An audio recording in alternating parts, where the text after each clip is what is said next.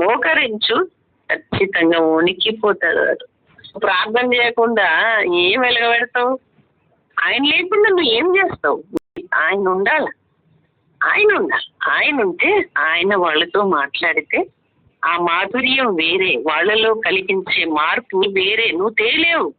నువ్వు 1,90 చెప్పు, నువ్వు ఎవరిని మార్చలేవు. నువ్వు వాళ్ళల్లో కదలిక కూడా తేలేవు.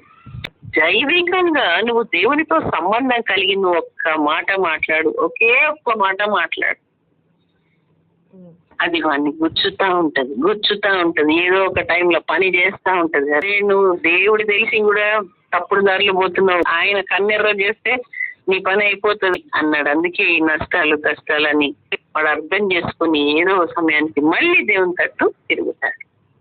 కారణం ఏంటంటే ఆయన ఉండాలి, మన మాటల్లో ఉండాలి, మన పాటల్లో ఉండాలి, మన జీవితంలో ఉండాలి, మన ప్రవర్తనలో ఉండాలి, మనం చేస్తున్న ప్రతి పనిలో ఉండాలి. మనం ఎవరి కొరకు ఏం చేస్తున్నాం, ఏది ఇస్తున్నాం, ఏది తీసుకుంటున్నాం, దేవుడు ఉండాలి.